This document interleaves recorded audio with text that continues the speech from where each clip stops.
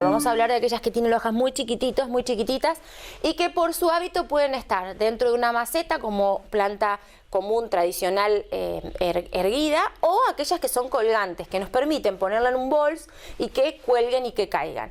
Acá tenemos un gran grupo, porque dentro de estas están, por ejemplo, algunas variedades de lecho, algunas variedades de potus, por ejemplo, y de tradescantias, que son las que más abundan. Entonces, hoy podemos tener muchas alternativas.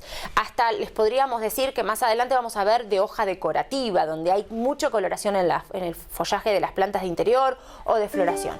Por eso es que hoy vamos a hablar de las hojas chiquititas. ¿Qué característica tienen? Importante, que todo lo que tiene hoja muy chiquitita, tienen que tener en cuenta de que se van a deshidratar mucho más rápido por falta de humedad relativa. Por eso los helechos muchas veces, cuando hay poca humedad en el ambiente, empiezan a secarse y hay que pulverizarlos con más continuidad, o sea, 2 veces por semana con un pulverizador. No quiere decir que necesite agua, no necesita riego. El riego normal como cualquier otra planta, pero sí le gusta por ahí que la pulvericen un poquito más para que eviten esa pérdida de deshidratación del follaje y la hoja se queme. ¿Qué es importante tener en cuenta? La buena luz, no sol directo, porque estas plantas al tener hojas chiquitas quiere decir que no les está gustando el sol directo, sino que les gusta la buena luz, buena claridad, pero nada de sol pegado o que le caiga encima el sol por una ventana. Es por eso que hoy les voy a presentar algunas de las características y variedades más importantes en hojas chiquititas. Licopodio, así como se lo llama, no tiene un nombre común. Algunos le pueden llamar helecho mosquito porque es muy chiquitito, pero la realidad es que lo vamos a encontrar como licopodio. Esta planta es un helecho que tiene la característica de crecer bien achaparrado, bien pegado hacia la maceta. Por eso es que muchas veces se usa mucho en mini jardín o en terrarios, andan muy bien en terrarios. Por lo tanto, licopodio van a tener que tenerle mucho cuidado a la falta de agua. Esta planta al mínimo falta de riego, vamos a suponer pasa una semana sin que la riegue, pasan 5 días sin que la rieguen, van a ver que se empieza a secar. Por lo tanto, estar atentos a la humedad del sustrato. Luego de las colgantes de hoja bien chiquitita tenemos dos. Tenemos rosario y tenemos cerospegia. Estas dos variedades, la cerospegia parece como la orejita de ratón pero de color gris. Bueno, no tiene nada que ver con la dichondra, pero sí es una variedad muy interesante que se puede tener también afuera. Si el lugar es bastante protegido no se hela, lo mismo pasa con el rosario. Son plantas que no requieren demasiada humedad relativa. Acá es lo contrario al licopodio. Si nosotros nos pasamos de agua se pudren. Son plantas más bien carnosas, van a ver que la hoja es bastante ancha y eso significa de que ya tiene bastante humedad dentro de su organismo. Por lo tanto, vamos a tener que regarlas menos.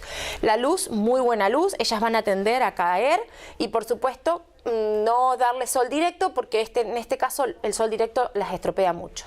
Por último vamos a hablar de dos que tienen que ver con las tradescantias, Tradescantia bridabel y Tradescantia peluca, así las solemos llamar.